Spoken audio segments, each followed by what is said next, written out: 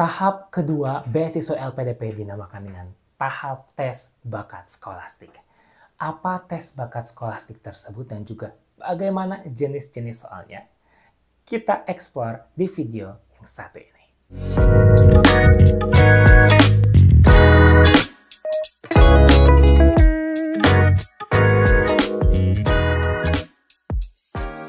Bismillahirrahmanirrahim. Assalamualaikum warahmatullahi wabarakatuh.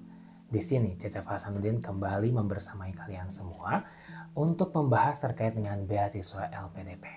Dan hari ini kesempatannya adalah untuk kita membahas terkait dengan tes yang kedua, yaitu tes bakat skolastik atau TBS. Salah satu tes yang paling sangat deg-degan. Kenapa? Karena tes ini bisa menggugurkan banyak peserta. Pengalaman saya sendiri saat itu luar biasa, harus jatuh bangun. Karena tes bakat skolastik ini harus menguasai 3 hal. Nah, 3 hal itu apa saja kita akan bahas hari ini. Ya, seperti itu. Nah, sebelum kita mulai, apa itu tes bakat skolastik?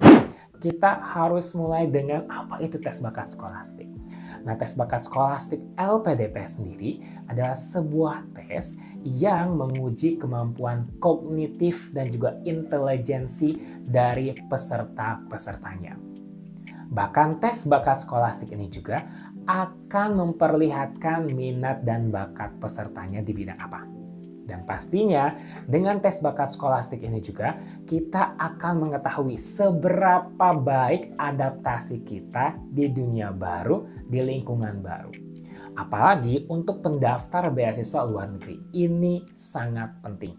Karena kita akan berada di sebuah lingkungan baru yang memaksa kita untuk hidup di sana.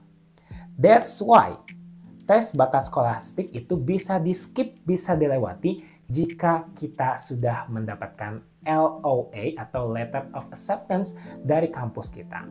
Beasiswa LPDP sudah mengerti kalau kita sudah mendapatkan LOA berarti kita sudah melewati uji dari kampus tersebut sehingga kita sudah dinilai bisa beradaptasi di lingkungan baru. Sementara yang belum mempunyai LOA baik itu dalam negeri ataupun luar negeri, kita harus menghadapi tes bakat skolastik ini yang menurut banyak peserta ini tes yang sangat mengerikan. Nah, ada apa saja sih di tes bakat skolastik ini? Kita akan bedah di video ini. Dalam tes bakat skolastik ada 3 kategori soal. Pertama yaitu penalaran verbal, kedua penalaran numerik, dan yang ketiga yaitu pemecahan masalah. Kategori yang pertama yaitu ada penalaran verbal. Kita akan dihadapkan dengan 23 soal dari penalaran verbal tersebut dengan waktu 30 menit saja. Dan jenis-jenis soalnya ada soal analogi, sinonim antonim, serta soal abilities dan juga logis. Sesuai dengan kategori soalnya berarti soal-soal di kategori ini akan berhubungan dengan perbahasaan. Ya, kita akan dihadapkan dengan soal-soal bahasa Indonesia yang bukan soal-soal yang biasa saja atau soal-soal yang sering kita hadapi di sekolah. Tapi soal-soal yang berjenis seperti tes potensi akademik ataupun tes CPNS ataupun tes Bappenas yang membuat otak kita harus benar-benar menguasai bahasa Indonesia sepenuhnya. Kenapa? Karena ada beberapa jenis soal seperti soal sinonim, soal antonim. Ya, yang soal-soal ini tidak bisa kita pahami secara langsung, kita harus ada yang dihafal atau bahkan sering membaca buku sastra karena yang dihadapkan soal-soalnya kata-kata yang belum pernah kita lihat atau belum pernah kita hadapi sebelumnya. Pada kategori yang kedua, kita ada penalaran numerik. Salah satu kategori yang paling saya benci sebenarnya karena saya bukan berasal dari MIPA yang kemampuan saya untuk menghitung sangat-sangat kecil dan jauh dari baik. Begitu ya. Saya harus ekstra keras dalam mengerjakan soal-soal di penalaran numerik ini. Ada soal terkait dengan deret angka itu masih bisa dikerjakan. Yang mungkin yang sulit dikerjakan oleh saya sendiri adalah soal-soal yang memang sudah bentuknya cerita. Terus kita harus menghitung dengan rumus. Itu bagi orang-orang MIPA katanya dasar. Tapi bagi kita orang bahasa, ini sangat-sangat sulit sekali. Sehingga saya lebih banyak meninggalkan soal-soal ini karena memang sesulit itu bagi saya. Tapi bagi kalian memang pernah belajar dan bisa, pasti tidak akan sulit karena soal penalaran numerik ini soalnya pasti 100% betul. Berbeda dengan bahasa. Bahasa itu ada interpretasi yang berbeda. Kalau numerik itu benar-benar soalnya ini, jawabannya sudah pasti ini. Begitu ya.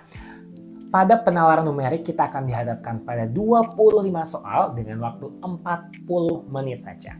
Dan pembagiannya ada 8 soal deret bilangan, 8 soal aritmatika dan juga aljabar, serta 9 soal kecakupan data. Nah, yang kecakupan data ini yang memang Masya Allah kita harus benar-benar, apalagi juga dengan aljabar, Masya Allah, deret masih bisa. Berarti saya fokus di deret saja. Dua hal itu saya benar-benar leave it blank, benar-benar tidak bisa mengerjakannya. Sesuai dengan kategorinya, soal-soal ini akan berhubungan dengan masalah. Dan kita sebagai peserta akan dihadapkan untuk mencari solusi tersebut secara logis. Kita perlu logika berpikir yang sangat-sangat ketat begitu ya untuk bisa menyelesaikan satu soal saja. Karena soal ini bersifat seperti soal bercerita panjang begitu ya. Nanti akan ada suatu soal yang berhubungan dengan masalah tersebut dan di pilihannya A, B, C, D dan juga E-nya itu akan ada solusi yang paling tepat yang berhubungan dengan masalah di soal tersebut. Pada soal penalaran masalah ini, kita hanya mempunyai 12 soal saja dan harus dihabiskan dalam waktu 20 menit. Dan dibagi ke dalam dua, yaitu berbentuk teks panjang dan juga berbentuk grafik. Sehingga kita harus benar-benar bisa terbiasa dengan bacaan-bacaan panjang tersebut dan juga dengan grafik-grafik yang akan menuntun kita untuk mencari solusi dari masalah yang ada. Sebenarnya ada satu tes lagi setelah kita selesai menyelesaikan tes bakat skolastik secara keseluruhan ya, yaitu adalah SGT atau Situational Judgment Test. Tes ini adalah sebuah tes kepribadian yang dikembangkan dengan menggunakan bentuk penilaian terhadap situasi. Dan tes ini terdiri dari 40 soal dalam waktu 45 menit. Sehingga total kita akan habiskan waktu sekitar 135 menit untuk tes bakat skolastik ini dengan rincian 90 menit untuk TBS yang 3 kategori tadi dan juga 45 menit untuk SJT atau SGT untuk Situational Judgment Test-nya. Soal-soal di TBS ini atau tes bakat skolastik ini tidak mempunyai pengurangan poin sehingga kita harus benar-benar bisa menyelesaikan semua soal-soalnya agar mungkin saja ada salah satu yang betul begitu ya ketika kita tidak bisa menyelesaikannya. Dan kita punya passing grade beberapa, misalnya dengan beasiswa reguler, beasiswa afirmasi, beasiswa targeted, itu per beasiswanya mempunyai tingkatan passing grade yang berbeda-beda. Sementara untuk beasiswa reguler mempunyai passing grade paling tinggi. Sementara untuk beasiswa afirmasi mempunyai passing grade paling rendah. Sehingga kita harus mempunyai target. Dan bagaimana sih tips dan triknya untuk bisa menyelesaikan soal-soal di tes bakat skolastik ini? Saya akan beritahu kepada kalian semua di video yang terpisah.